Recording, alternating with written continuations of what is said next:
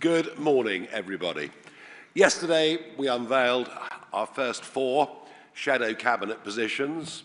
There are some in the press who say, well, how on earth can you call yourselves the opposition as the Conservative Party have more members of Parliament than you do? Well, that's true, although our numbers do seem to be growing over the last couple of weeks.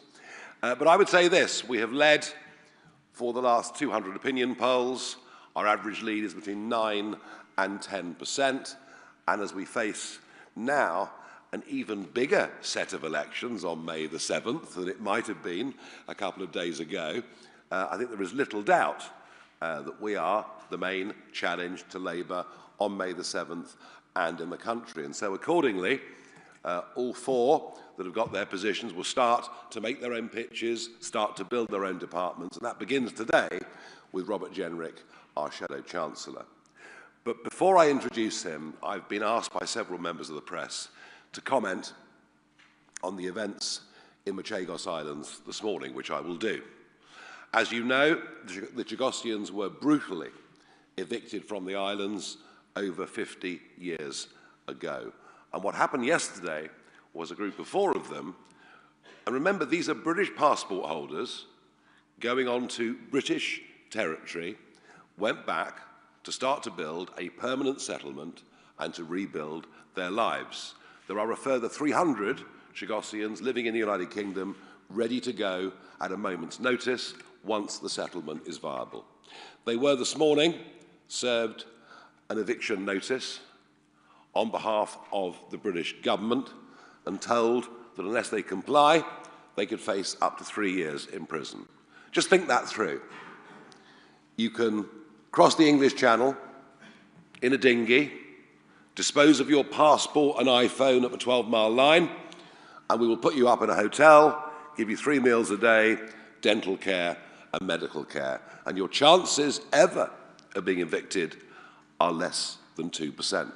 And indeed, even on Diego Garcia, illegal immigrants arrived on Diego Garcia some years ago, and they were looked after, houses were built for them, schools were built, and yet this attempt by a group of people to reclaim their birthright, their rights of national self-determination, are being thwarted or threatened by the British government this morning.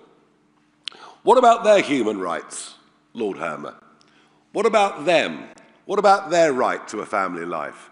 We are looking right now at every possible legal avenue we can to support these people and their brave quest to rebuild their lives as Chagosians. Thought I'd get that out of the way because I know the news channels wanted a comment on it. Now, as I say, today is the first rollout, and it'll be Robert Jenrick, our Shadow Chancellor. You can expect all of the others to come out and do their press conferences and set out their terms over the course of the next 2 weeks. If anyone doubts it, we're serious, we mean business, we intend to win the next general election. It's as simple as that. So before Robert takes the stage, I'm going to show you a short video, then it's over to him. Thank you. In politics, you're always asked, who do you admire? This former Prime Minister or that? Winston Churchill, naturally. But the truth is, and in life you always regret not saying this to the people you love when you have the chance. It's always been my dad. I haven't been back here in 20 years, at least. It hasn't changed that much.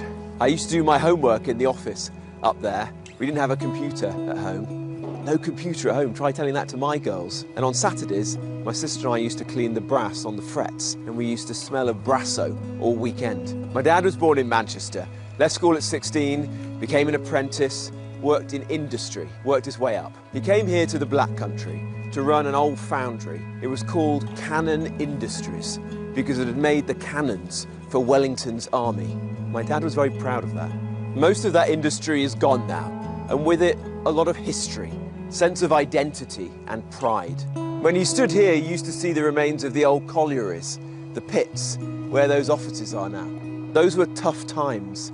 The economy was broken. Businesses were going to the wall, inflation, unemployment. It didn't feel like Britain was heading in the right direction. My dad's job didn't work out. Instead of getting a new one, he set up a business. He retrained as a gas fitter, got a white van, ran it from around our kitchen table, then from the shop, and then from a factory down the road. Like everyone starting a business, it was hard. I remember sitting at the bottom of the stairs late at night, listening to my mum and dad worrying about the bills, worrying whether the bank might repossess the house because it was mortgaged for the business. Every entrepreneur, every small business owner knows what that feels like.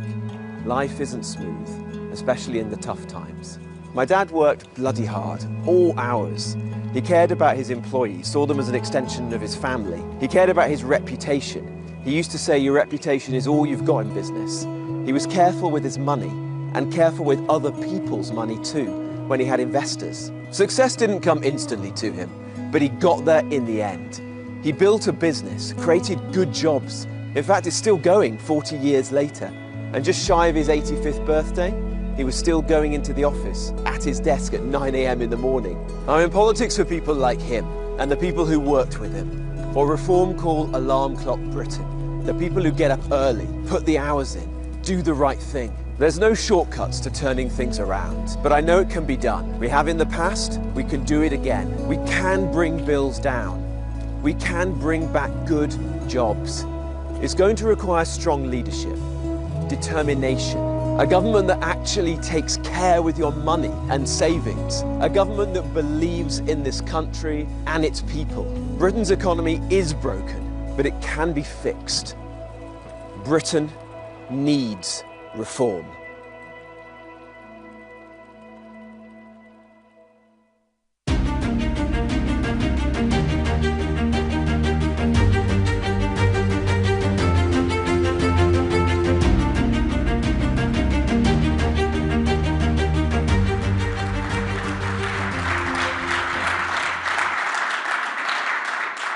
Well, good morning, ladies and gentlemen. Thank you very much, Nigel.